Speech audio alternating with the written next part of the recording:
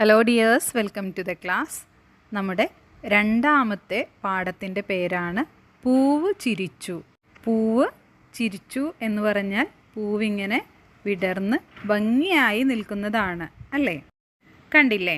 ഒരു ചെമ്പരത്തി പൂവാണ് വിടർന്ന് നിൽക്കുന്നത്. ചെമ്പരത്തി എങ്ങനെയാണ്? പച്ച കളറിലാണ് അതിൻ്റെ ഇല വരുന്നത്. പൂവോ ചുവപ്പ് കളറിൽ. അതിൻ്റെ പൂവിൽ നിന്ന് തേൻ കുടിക്കുന്നത് ഒരു കുരുവിയാണ്.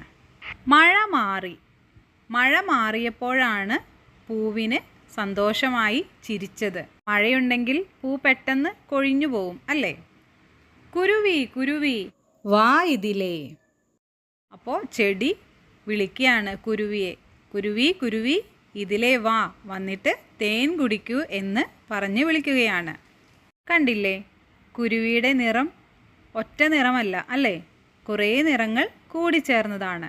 പച്ചയുണ്ട്, മഞ്ഞയുണ്ട്, റോസുണ്ട്, വയലറ്റ്, ഇങ്ങനെ ഒരുപാട് കളറുകൾ കൂടിച്ചേർന്നതാണ് കുരുവി. ഈ ചിത്രത്തിൽ കാണുന്ന കുരുവി അല്ലേ? കുരുവി തേൻ കുടിക്കുന്നത് ഒരാൾ നോക്കി നിൽക്കുന്നുണ്ട്. ആരാണ്? താറാവാണ്. അതാ കുരുവി ആ പൂവിലെ തേൻ നുകരുന്നു. ഞാൻ ചെന്നാലോ? അപ്പോൾ കുരുവി തേൻ കുടിക്കുന്നത് കണ്ടപ്പോൾ വെള്ളത്തിലുണ്ടായിരുന്ന താറാവിനും തേൻ കുടിക്കാൻ ഒരു ആഗ്രഹം. അപ്പോൾ താറാവ് ഇങ്ങനെ ചിന്തിക്കുകയാണ്, ഞാനും കൂടി ചെന്നാൽ തേൻ കുടിക്കാൻ പറ്റുമോ എന്ന്. സാധാരണ താറാവൊന്നും പൂവിലെ തേൻ കുടിക്കാറില്ല. ആരൊക്കെയാണ്? കിളികൾ, അതുപോലെ തന്നെ പൂമ്പാറ്റകൾ, വണ്ടുകൾ, ഇവരൊക്കെയാണ് പൂക്കളിലെ തേൻ കുടിക്കുന്നത്. കണ്ടില്ലേ? ഈ ചിത്രത്തിലൊക്കെ കിളികൾ പൂവുകളിലെ തേൻ കുടിക്കുകയാണ്. ഇതിലൊരു ചിത്രശലഭം കൂടി ഉണ്ട്. കണ്ടോ?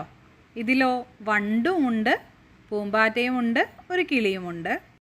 ഇനി നമുക്ക് ഇതൊന്ന് പൂരിപ്പിക്കാം. പറന്നു വന്നു. ആരാണ് പറന്നു വന്നത്? കുരുവി പാറി വന്നു. പറന്നു വന്നു എന്നുള്ളത് പാറി വന്നു എന്ന് എഴുതാം. ചിരിച്ചു നിന്നു. പൂവ് ചിരിച്ചു നിന്നു. അപ്പോൾ വിട്ടുപോയത് ചിരിച്ചു എന്നുള്ളതാണ്. തേൻ കുടിച്ചു. കുരുവി തേൻ കുടിച്ചു. അപ്പം ഇപ്പം നമ്മൾ കുറച്ച് വാക്കുകൾ പഠിച്ചു. ഏതൊക്കെയാണ്?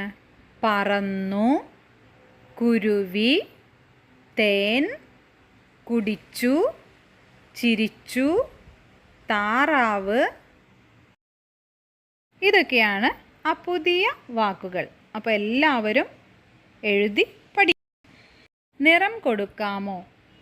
ഇനി ഈ കൊടുത്തിട്ടുള്ള ചെടികൾക്കും പൂക്കൾക്കും എല്ലാം ഭംഗിയുള്ള നിറം നൽകണം. ഇതുപോലെ ഭംഗിയാക്കി ചെയ്യണം. അപ്പോൾ എല്ലാവർക്കും ഈ പാഠവും ഇഷ്ടമായില്ലേ?